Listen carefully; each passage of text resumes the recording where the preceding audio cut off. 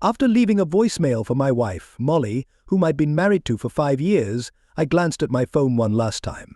I had just closed a major service contract with a large company based in California, one with offices nationwide. I knew my boss, Brad Hunt, would be thrilled. This deal meant growth for our firm and likely a nice raise for me. I started thinking that maybe now, Molly and I could finally start the family we'd always dreamed about.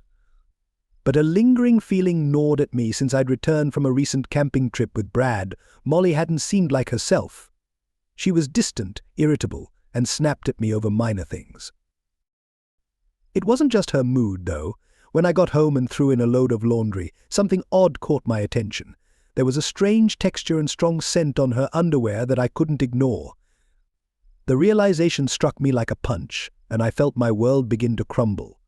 Desperate for answers, I decided to consult a lawyer before returning to the West Coast. If Molly had been unfaithful, I knew there would be no turning back. I reached out to Lydia Hammond, a family law and divorce specialist recommended by a friend who had recently gone through a rough split. "Are you sure Molly is cheating on you?" Lydia asked as I explained my suspicions. "Not entirely," I admitted, "but if she has, I want a divorce. Divorces here don't usually assign fault," Lydia explained. "You could file on grounds of infidelity, but you'd need hard evidence, photos, videos, that sort of thing." "What exactly would I need?" I asked, feeling a sense of dread. "A private investigator could confirm it if you'd like," she replied. I agreed, and she offered to arrange it. "Since you both make about the same and don't have children or property together, it'll be a simple division. But if infidelity is proven, we can aim for a more favorable settlement for you." "Let's proceed," I agreed. "I'll be gone for about 3 days, so if anything happens, it might be then." She contacted her investigator, Rick Simmons, who recommended installing a tracking app on Molly's phone.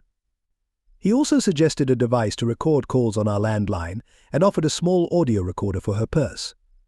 I hated going to such measures, but I had to know. As the days passed, even Brad seemed to act differently, as though he knew something I didn't, making my suspicions churn harder.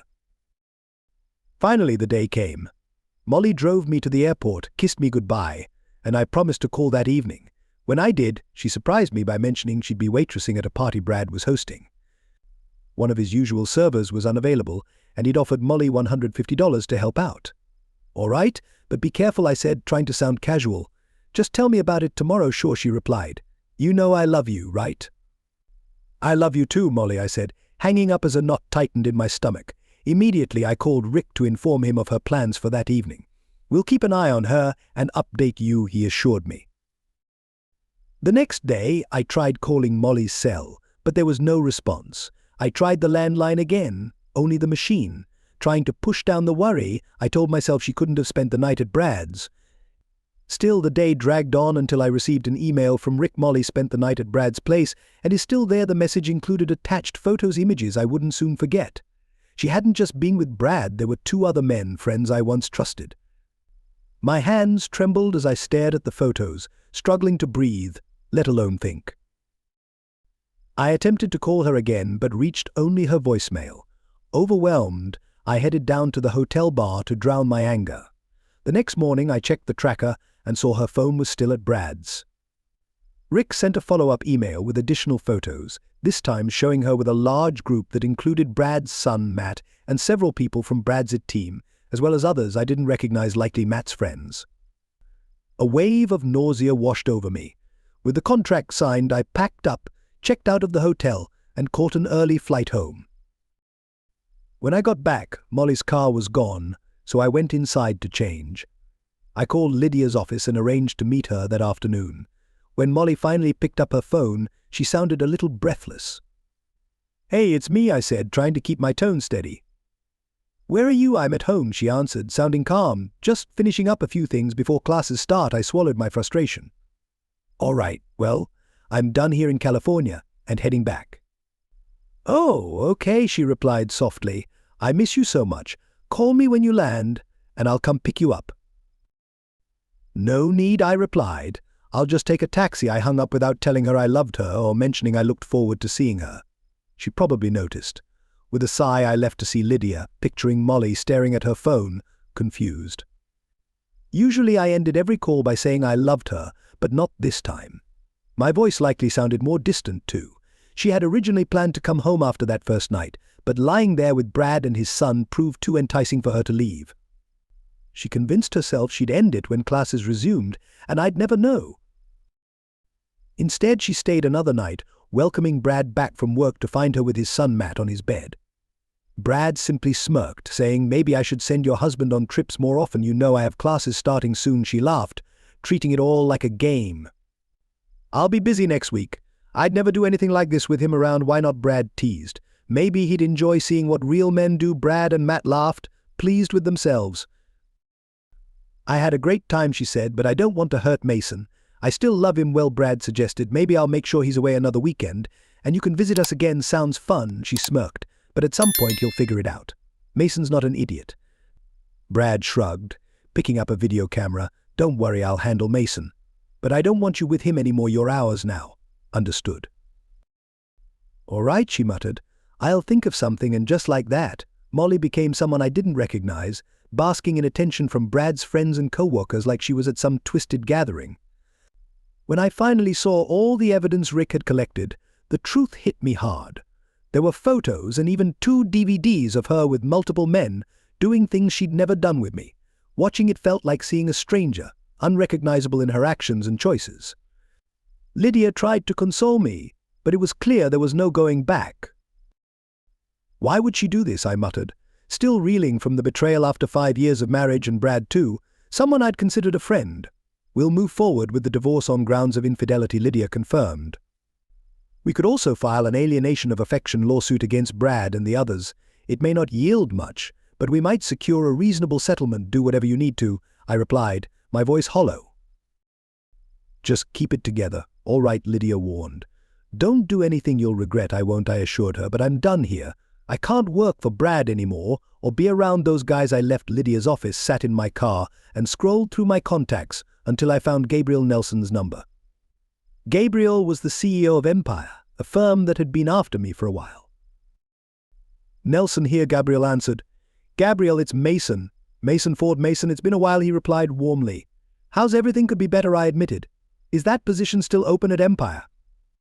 Gabriel had tried to recruit me in the past, but out of loyalty to Brad, I'd declined. Now that loyalty was gone. "Absolutely," Gabriel replied. "Have you finally decided to join a respectable team?" "Yeah, something like that," I said, holding back the full story. "Let's just say I've realized I can't stay where I am." "I'm sorry to hear that, Mason. Is there anything I can do?" "Just offer me the job," I told him. "I'll give you everything I gave Brad and more." "Not a problem," Gabriel said. "Why don't you and Molly come over tonight for dinner? Rose makes an incredible lasagna, and we can go over the offer details." "I'd love to, but I won't be bringing Molly," I replied, my tone serious. There was a pause.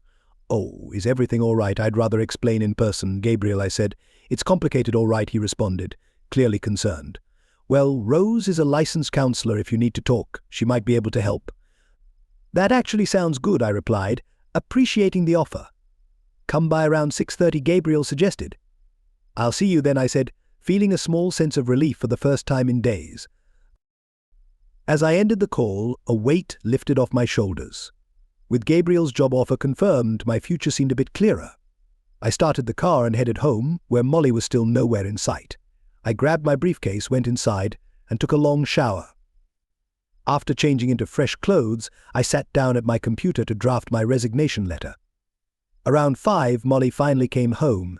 She saw me at the computer and came over to kiss me, but I turned away, and her kiss landed awkwardly on my cheek. "Everything okay?" she asked, looking slightly confused. "Not really," I replied. "I'm just not feeling well, probably just jet lag. I'll sleep on the futon tonight." She frowned. "You're going out. Will you be back later?" "I have dinner plans," I said, ignoring the flicker of worry in her eyes. "Are you meeting a woman?" she asked, her tone tense. "Are you wondering if I'm cheating on you?" I replied. "I haven't betrayed you once in all our years together, and I have no intention of starting now. Can you say the same?" Her face paled, and she stammered, "Of course I can." She tried to change the topic. "So how did your trip go?" "Good," I replied shortly. "How was your shift at Brad's?" "It went fine," she said, her eyes darting away briefly. "Even though it was a bit hectic, it was fun, I'll bet," I replied flatly, glancing at my watch. I should get going. I saved my work, turned off the computer, and went to the bedroom to change into something a bit more formal. When I came back out, Molly was still on the sofa. "How long will you be out?" she asked, trying to sound casual. "I'm not sure." "Don't wait up," I replied, heading for the door without another word or gesture. She watched as I left, likely noticing that I hadn't kissed her goodbye or said I loved her, things I always did. As soon as I pulled out of the driveway, she reached for the phone and called Brad, unaware that her every word was being recorded. "Brad, I think he knows something," she said, her voice anxious. "What makes you think that?" he asked. "He hasn't touched me, and he usually kisses me and says he loves me, but tonight he was cold. He mentioned having dinner plans but didn't say with whom, so what if he knows?" Brad replied indifferently, "You can always stay with us.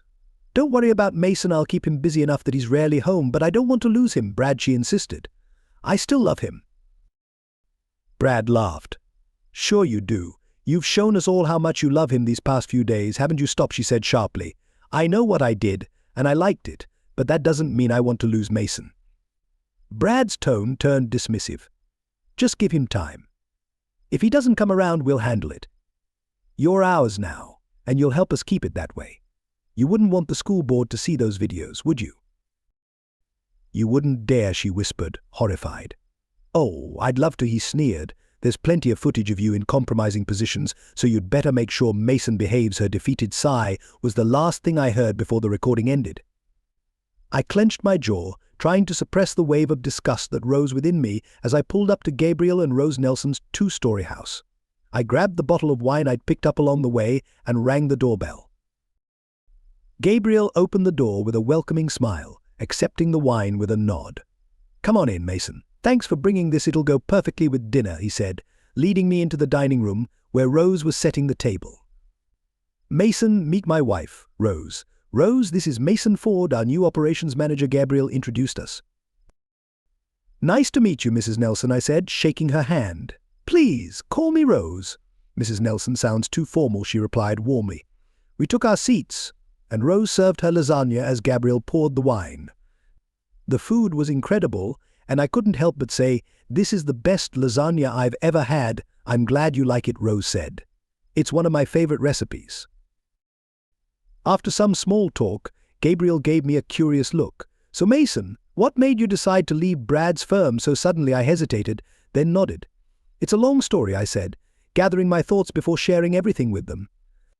By the time I finished, Gabriel shook his head, looking genuinely shocked. "Unbelievable," he said. "I'm sorry, Mason. I went through something similar once, though under different circumstances. So besides taking this job, what's next?"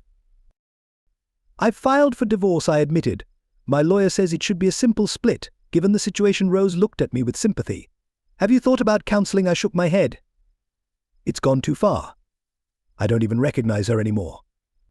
"How are you holding up?" Rose asked gently. "Honestly, not well.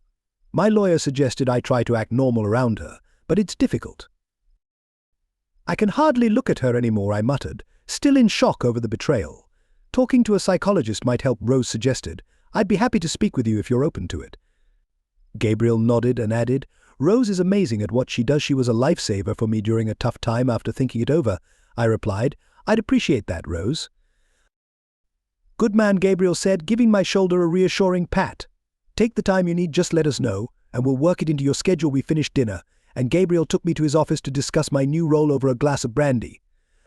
For the next couple of hours, we went over the position, the team, and the projects I'd be leading. By the end, I felt like I was finally regaining control over my life.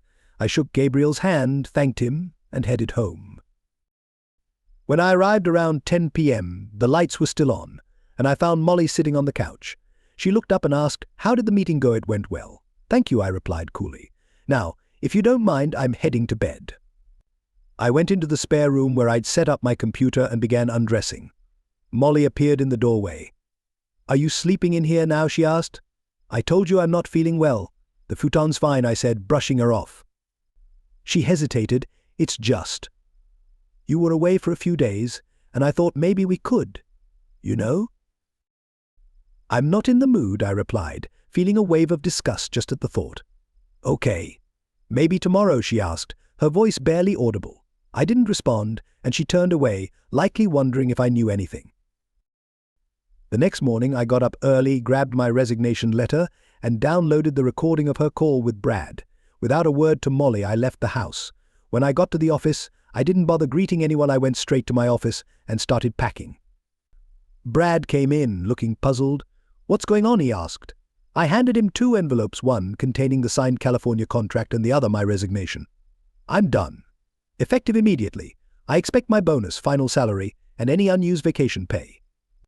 "Resignation? Are you serious?" he stammered. "Why are you leaving? Don't pretend you don't know," I replied coldly. "I'm not a fool, Brad. I can't work here anymore, so I'm leaving for another company." "Wait, Mason, can we talk about this?" he pleaded. "There's nothing to discuss. I thought we were friends, but you betrayed me and ruined my marriage," I said, restraining my anger. "Oh, come on," he scoffed. "It's not like I forced her. Molly was more than willing." "Is that what you think?" I asked in disbelief. "How long has this been going on?" Brad leaned back, smirking. "Since that camping trip, actually. The second day, when you were skiing, she came to me practically begging. Even said I'm, let's say, better than you, so that's why you made me leave that day, right? To have her all to yourself." I demanded, feeling my anger boil over. Brad didn't deny it. "Eyeing her as a waitress at the party, just another chance for some fun," he said with a twisted grin. I took out my phone, stopping the recording I'd started when Brad entered. "Thanks for the confession," I said coolly. "Now, if you'll excuse me, I'm heading down to HR. Goodbye." "Brad, wait," he stammered, scrambling. "You can't use that recording." "We'll see about that," I replied. "Goodbye, Brad. I hope you rot." I grabbed my things and walked out, feeling a sense of closure. As I reached the door, I heard him call after me, "Hey, you forgot something." I turned to see him holding a framed photo of Molly that had been on my desk for years. "Keep it," I said. "If you and your son want her so badly, she's all yours. I'm done." As I drove home, my phone buzzed with a call from Molly, who sounded frantic. He resigned. "What do you mean?" she demanded, clearly shaken after Brad had informed her. "Yeah, he just handed me a signed contract and resignation letter," Brad explained. "He knows, Molly. I don't know how, but he does." "What did you tell him?" she asked, panicked. "The truth," Brad replied. "I told him about our time together on that hike." "You idiot," she snapped, her voice choked with frustration. "And what about the photo he kept of me?" "Oh, he didn't want it," Brad said. "Told me to keep it. Guess he's really done with you." Molly began to cry. "So what do we do?" she asked, sounding defeated. "Not my problem," Brad replied dismissively. "He's your husband, you figure it out. Unless, of course, you want me to step in and help change his mind." "No," she whispered. "You've done enough. Just stay out of it. I'll handle things." Brad chuckled, amused. "As you wish," he said, then hung up. When I pulled into my driveway, I saw Molly's car parked outside. After checking to make sure Brad's car wasn't around, I grabbed my things and went inside. Molly sat on the couch, her eyes swollen and red. Without a word, I went into my home office, locked the door, and played back the recording of her conversation with Brad. Listening to her desperate attempts to manage things with Brad left me feeling both vindicated and sick. I forwarded the file to Lydia, then called her. "Mason," she answered. "I just got your email. I'm finalizing your documents now." "When can they be submitted?" I asked, eager to close this chapter. "If you'd like, I can have them delivered later today," she replied. I thanked her, hung up, and went into the kitchen, where Molly was sitting, avoiding my gaze. Setting my briefcase down, I looked her in the eyes. "We need to talk," I said, placing my old .45 on the table within reach. She flinched. "Is that really necessary?" she asked, staring at the gun. "I hope not," I replied coldly. "But if your lover decides to show up, I want to be prepared." "My lover?" she stammered, looking genuinely shocked. "Don't play dumb, Molly. I'm not in the mood for games." I pointed to the seat across from me, and she sat down, trembling. "Later today, someone will bring papers for you," I continued. Her face went pale. "Papers? You mean divorce?" "That's right," I said firmly. "I know everything about Brad, his son, and the others you were with. I filed for divorce on grounds of infidelity." She shook her head, denying it. "You don't have any proof," she insisted. "Oh, don't I?" I pulled out an envelope and spread out time-stamped photos, each one showing her in compromising situations with multiple men, including Brad. "I also have video and audio. Would you like to watch?" Her head dropped as she realized her denials were futile. "Fine," she whispered. "Given the circumstances, I'm being fair," I said. "No alimony, half of what's in the bank, and we each keep our pensions. I've cancelled your credit card, and here's a cashier's check for your share of the balance." I've also filed a restraining order requiring you to stay at least 500 feet from me, my home, and my workplace." Tears streamed down her face as she asked, "So you're kicking me out?" "Yes, you'll have time to pack up your things before the papers are served. What if I contest this?" she asked, her voice quivering. I laughed. "Do you really think that's a good idea? How would your school board react if I sent them these photos and videos?" "Do you think parents would want someone like you teaching their children?" I asked coldly. Molly's shoulders slumped as she gave a weak nod. "You wouldn't actually do that, would you?" she whispered. "Are you willing to take that chance?" I replied icily. Her face fell and she handed over her rings, looking defeated. "And plan to go back to your maiden name," I added. "That's part of the deal." Molly looked at me, stunned. "You've become so cold, so heartless. I learned from the best," I said sharply. "Just one question: what happened to you? How did you go from being a loving wife to this?" She couldn't meet my eyes. "It all started on that camping trip," she murmured. "You were out on the lake and I was resting in the tent. Brad walked by, saw me undressed, and came in. It just happened." "So that's it?" I asked, my voice filled with disdain. "A man walks in, and you're willing to throw away everything we had?" Molly sighed. "It happened twice on that trip," she admitted. "Once while you were skiing and again when he sent you back to the office." I shook my head, pointing at the photos. "I noticed none of these men used protection. Weren't you worried about pregnancy or catching something?"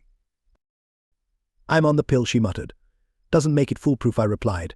"Did you even think about the risks, or were you just that careless?" "Oh God, no," she whispered, covering her face. "You know," I said, my voice hollow, "I've had chances to be unfaithful over the years.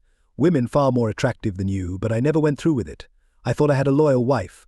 Turns out I was just living in a fantasy." I motioned toward the bag she'd packed. "Go gather the rest of your things. Anything you leave behind will be burned or donated. Can't we try counseling? Please? I'll change, I promise," she pleaded. I stared at her, feeling numb. "I'll never forgive you for this, Molly, not after everything you've done. Now pack up. Whatever's left will be gone by tomorrow." Tears streamed down her face as she packed bag after bag, glancing back at me one last time. "Can you at least help me carry these to the car?" "No," I replied. "It's your mess. You take it. And remember, if you leave anything behind, even that wedding dress, it'll be gone by tomorrow. My wedding dress. My parents spent thousands on that," she cried. "Then you'd better take it if it matters so much," I replied. Turning away, she hauled bag after bag to her car.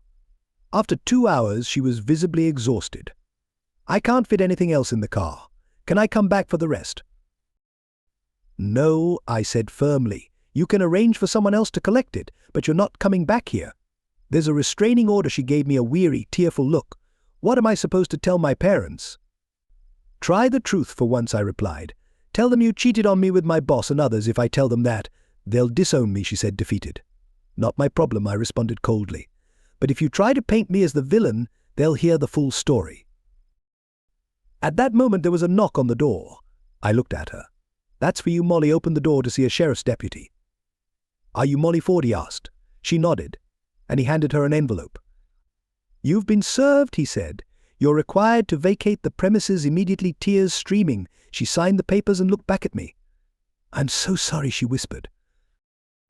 "Yeah, me too. Goodbye, Molly," I said. She left without another word, escorted by the deputy. The next few days were a blur, but I didn't hear from her again. Brad, however, called twice, leaving threats. "Mason, I know you're there," he growled in one voicemail. "Drop this lawsuit, or I swear you'll regret it." I saved the messages and sent them to Lydia, who immediately involved the sheriff's department. Not long after, Molly's parents, Todd and Freya, called asking if they could pick up her belongings. I agreed on the condition she stayed away. When they arrived, they tried to talk me out of the divorce. "She just made a mistake," Freya said tearfully. "Surely you can forgive her." "What did she tell you?" I asked. "She said she had a disagreement with your boss," Freya replied, looking puzzled. I took out the envelope with the photos and DVDs, spreading them on the table. Their faces fell as they took in the images. "I'm sorry she didn't tell you the truth," I said.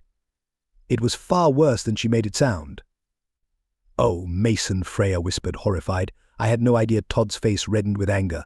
"I'm going to have a word with our daughter," he said, loading up the last of her things. They each gave me a tight hug before leaving. Later that evening, there was another knock at my door.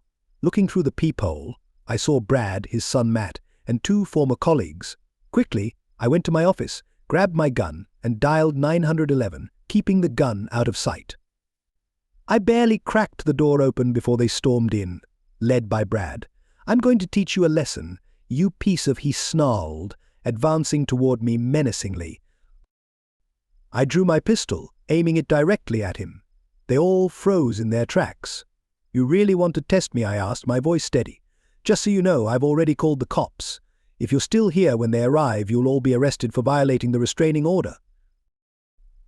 Brad, I think he's serious," muttered one of his friends, glancing nervously at the approaching red and blue lights. "Yeah, Brad, I'm serious," I confirmed as the sirens grew louder. They tried to leave, but it was too late. Two officers were already at the door. One of the officers stepped forward, saying firmly, "Put the weapon down." So I placed the gun on the kitchen table and raised my hands. I said, nodding toward Brad and his friends, "These men broke into my home, violated a restraining order, and threatened me. I want them arrested." "Do you have a copy of the order?" one of the officers asked. I took an envelope from a drawer and handed it to him. He reviewed it briefly, then turned to the four men. "Turn around and place your hands behind your backs," he instructed. They were cuffed and read their rights.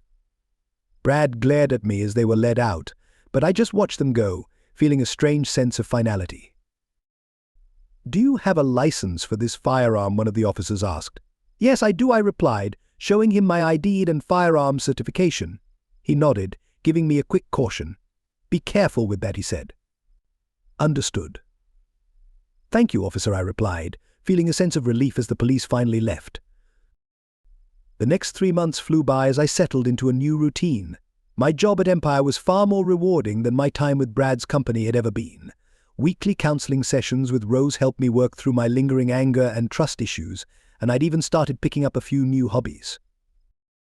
I began going to the gym 3 times a week, joined a martial arts class to strengthen my focus, and even followed a diet and fitness regimen recommended by Rose. The divorce itself was uncomplicated since Molly didn't challenge it, but the alienation of affection lawsuit was another matter. Lydia cautioned me that these cases could be difficult, but surprisingly, 2 defendants were ultimately let go due to the publicity surrounding it. The most shocking outcome, however, came from the case against Brad. After hearing testimony and reviewing Lydia's evidence, including Brad's financial records, the judge ruled in my favor, awarding me a $1 million judgment. As the trial wrapped up, the judge addressed Brad sternly. "Mr. Hunt." He began, looking down at him with clear disdain. "Your behavior in this case is disgraceful. You not only betrayed a man who saw you as a friend, but also used your position to shatter his marriage and personal life. Furthermore, I see you've violated a restraining order repeatedly. I find in favor of the plaintiff and order $1 million in damages." Brad's lawyer stood up to protest. "Your Honor, this ruling is highly unusual." The judge gave him a cold glare. "Not as unusual as your client's conduct. If the restitution isn't paid immediately, he can serve jail time for contempt." Case closed with a bang of the gavel. It was over. Clearly defeated, Brad handed his lawyer a check, which was ultimately forwarded to Lydia and then passed to me. To my surprise, the check cleared without issue, allowing me to pay Lydia her portion. Word of the lawsuit spread, and before long, several of Brad's clients reached out to me, saying they no longer wanted to work with someone capable of such betrayal. With business drying up, it appeared that Brad was headed toward bankruptcy. During all this, I kept away from dating, even though a few women at work expressed interest. Since the divorce wasn't finalized, I wanted to do things right. When it finally was, I quietly celebrated with friends from work. A couple of months later, I received a call from Molly's mother, Freya. "Mason, it's Freya." "Do you have a moment?" she asked. "Of course, Freya," I replied, curious about the reason for her call. "It's Molly," she said, her voice trembling. "She's tested positive for HIV. I'm sorry to hear that," I replied, though I wasn't surprised. "But we're officially divorced now, so there's nothing more I can do." "I understand," Freya responded softly, "but could you consider speaking with her? She's really struggling with this," with a sigh. I agreed. "All right, Freya. I'll come by for a few minutes." When I arrived, I was startled by how much Molly had changed, thin and frail, a shadow of the woman I once knew. She tried to approach, but I raised my hand, keeping a distance. Saddened, She sat on the couch and gestured for me to sit. "You look good, Mason," she said weakly, with a sad smile. "Better than I remember." "How have you been?" "I'm okay, Molly. New job, new friends, new outlook. How are you holding up?" "Not well," she admitted, barely able to meet my gaze. "I'm HIV positive now." "Your mum told me," I said gently. "I'm sorry to hear that. I think I contracted it during those days with Brad," she confessed. "I was with multiple men, and none of them used protection." I nodded, letting her words sink in. "Does Brad know?" "Not yet," she replied softly. "But I'll have to tell him soon." I shook my head, unable to comprehend the mess she was in. "I don't think he'll handle it well," I said, knowing Brad's temper. "No, he probably won't," she agreed. Taking a deep breath, she looked down at her hands. "Mason, I just want to say I'm sorry. I realize now how many lives I ruined. I had the best husband anyone could ask for, and I threw it all away. I know you probably hate me, and you have every right to, but I don't want to leave this world without knowing if you can forgive me." For the first time, I could see that she truly understood the weight of her actions. I recalled Rose's advice about forgiveness, that holding on to anger would only keep me stuck. "All right, Molly," I said slowly. "I forgive you." Tears streamed down her face as she whispered, "Thank you. That means more to me than you'll ever know." She gathered herself and added, "You deserve happiness, Mason. Find someone to love, start a family, and move on." "I will," I replied, feeling a sense of closure. "If you ever need someone to talk to, let me know." She nodded, wiping her eyes. "Thank you for coming, Mason." "I've missed you." "I missed the woman I married," I replied gently. "How are things with Brad and Matt?" She shook her head. "It's bad. Brad's become even more abusive since the lawsuit, and his business is crumbling. He's been treating me terribly." "Do you want me to be there when you tell him about the diagnosis?" I asked. "No, but thank you. I need to do this on my own." We said our goodbyes, and as I left, Freya hugged me tightly. "Thank you, Mason." It meant a lot to her, and to me. A couple of weeks later, while having dinner, a news report grabbed my attention. Local businessman and 2 others found dead in suspected murder-suicide, the anchor announced. Brad Hunt, his son, and an unidentified woman were discovered with fatal gunshot wounds. Authorities are investigating and will release more details soon. I froze, then picked up my phone to call Freya. She answered, her voice shaking. "Freya, I just saw the news." "Was it?" "It was her, Mason," she choked out. "Brad shot her, then his son, and finally himself." "Oh God, I'm so sorry," I whispered, feeling a wave of sadness. "I think she told him about her diagnosis." "And he snapped," she said, her voice breaking. "They're conducting an autopsy now. I never wanted any of this, Freya. You know that, right?" "I know, Mason. Thank you for making peace with her. I like to think she's at peace now." "I hope so," I said quietly. "Let me know if there's anything I can do." At Molly's memorial, I stood with her parents, paying my final respects. The autopsy revealed that both Brad and Matt were also HIV positive. Evidently, when Brad and Matt discovered their status, everything spiraled. Molly had suggested they all get tested, but upon hearing the news, Brad had snapped, ending her life, his son's, and finally his own. It was a tragedy so senseless and heartbreaking. For the next few days, I found myself reflecting on everything, mourning not only the woman I once loved, but also the life we dreamed of. The memories of our good years lingered, a bittersweet reminder of what could have been. Then one day, as I was preparing to leave the office, Tracy, a co-worker, stopped by. "Hey, Mason," she said with a warm smile. "Would you like to join us for happy hour tonight? I thought you might enjoy some company." For a moment, I almost declined. The thought of putting myself out there felt unfamiliar and a bit daunting. But then a thought crossed my mind: life was moving forward, and maybe it was time for me to do the same. "Why not?" I said, smiling back at her. "I could use some good company." "Great," she replied, her smile widening. "We'll see you at Hitchhiker's after work." As she walked away, I leaned back in my chair, a welcome sense of peace settling over me. Life was continuing, and for the first time in a long while I felt ready to see where it would lead me.